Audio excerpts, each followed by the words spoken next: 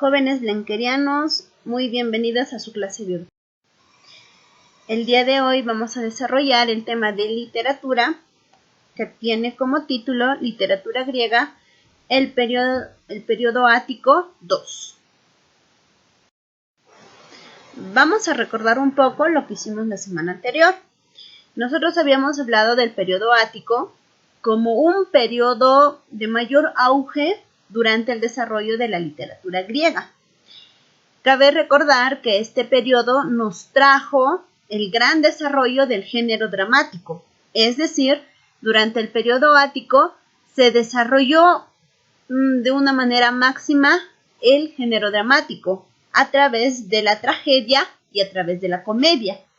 Pero entre estas dos especies, la que tuvo más peso, más acogida, fue la tragedia.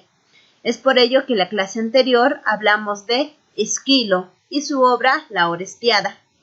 El día de hoy vamos a hablar de otro autor, pero para ello tenemos que recordar qué era el teatro griego. Tenemos que recordar que este teatro griego tenía una finalidad didáctica. Como ya les dije, esta finalidad consistía en enseñar al ciudadano griego ciertas normas para que él pueda actuar de manera correcta. El objetivo principal de la tragedia desarrollada por los griegos fue la catarsis, que consistía en que el público sienta la tristeza que estaban sintiendo los propios actores. Como ustedes pueden ver, el teatro griego era una escalinata donde tenías que observar desde arriba hacia abajo. Ahora vamos a continuar con nuestro representante del día de hoy. La semana anterior hablamos de Esquilo, quien es conocido o considerado como el padre de la tragedia griega, y su obra máxima fue La Orestiada. Tenemos nosotros que recordar que en este caso Esquilo, cuando se inicia este concurso de teatros, era el que ganaba, era considerado el más, ¿no es cierto? Era se podría decir, el participante invencible. Nadie lo vencía en el concurso de teatros, hasta que apareció Sófocles. Sófocles va a ser considerado máximo representante del teatro griego. Se le va a denominar o va a tener como seudónimo también el sobrenombre de la abeja ática. Y su obra máxima va a ser Edipo Rey. Vamos a ver un poco más de Sófocles. Vamos a ver, Sófocles nació en Colona y fue parte de una familia acomodada. Es decir, no pertenecía a una clase baja, sino a una clase que tenía dinero y con lo cual se podía desarrollar libremente.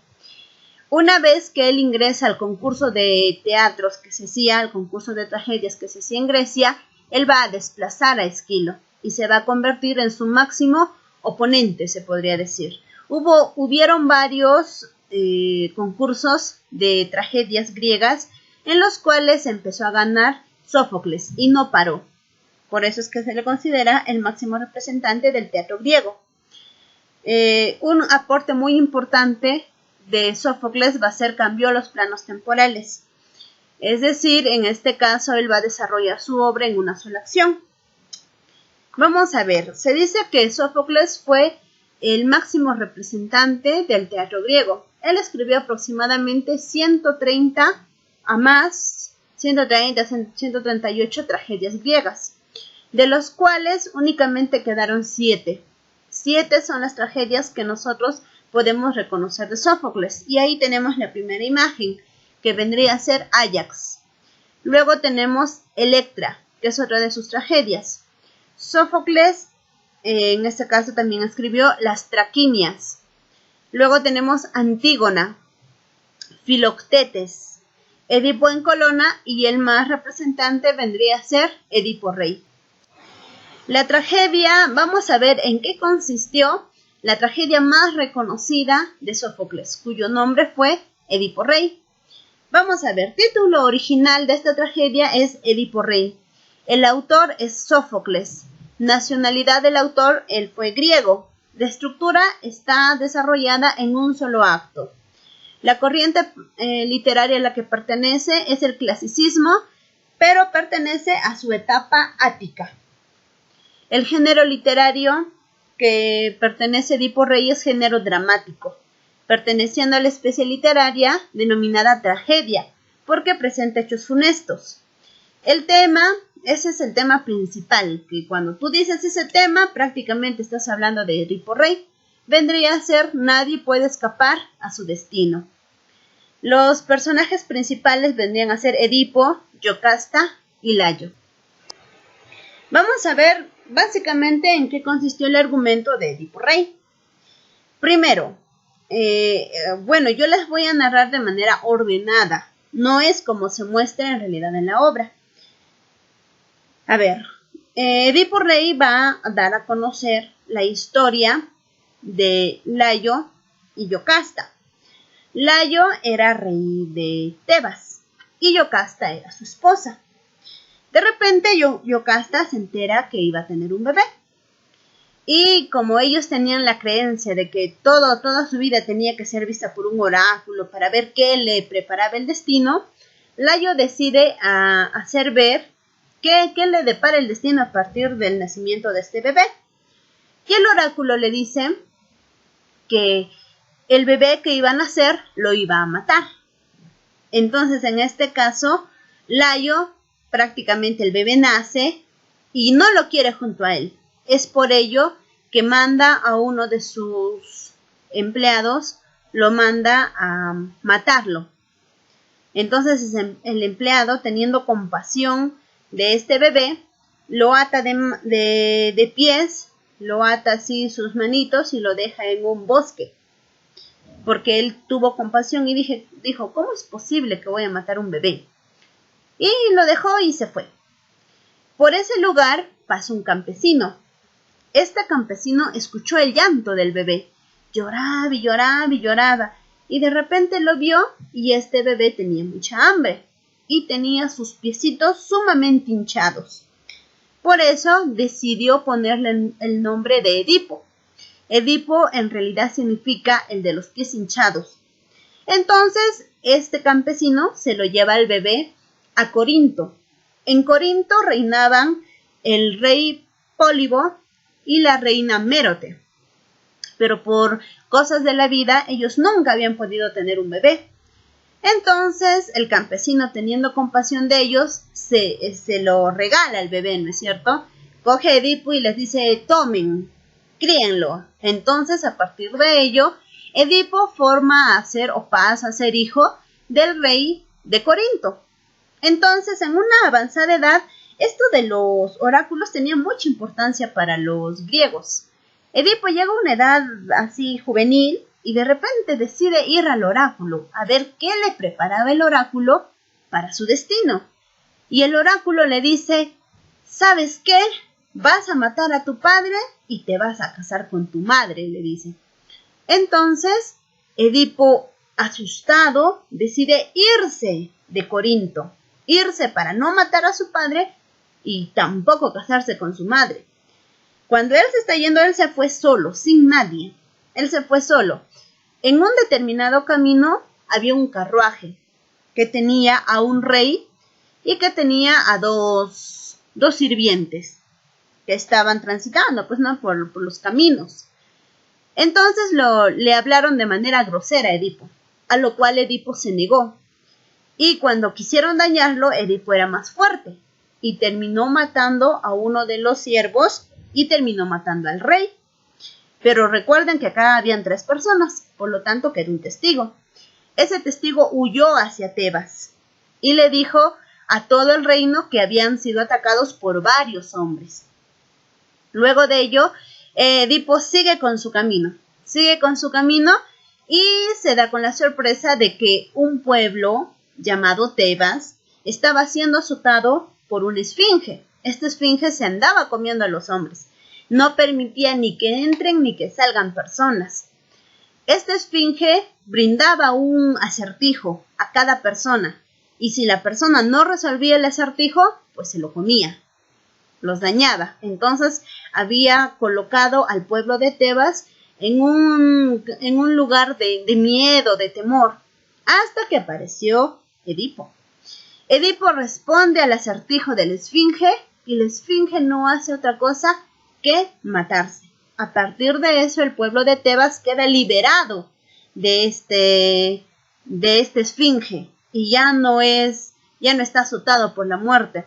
Así es que el pueblo de Tebas, en agradecimiento, como ese pueblo no tenía su rey, porque había sido asesinado, vayan atando cabos, chicos, como había sido asesinado, entonces le dicen: te agradecemos, señor Edipo, por lo que tú has hecho por nuestro pueblo de Tebas. Así es que en agradecimiento te vamos a dar la mano de nuestra reina, le dice. ¿Y quién era la reina? Pues no era más que Yocasta. En todo caso, nos vamos dando cuenta que Edipo, tratando de huir de su destino, está regresando a su propio destino.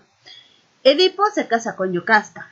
Tienen hijos. Pasan los años y de repente una peste, una enfermedad, empieza a azotar Tebas, por lo que las personas se empiezan a preocupar y no había solución. En esto, ya Edipo, siendo rey de Tebas, busca una solución. Manda a llamar a uno de los adivinos, uno de los adivinos del reino, y le dice: yo quiero saber por qué es que Tebas está siendo castigado.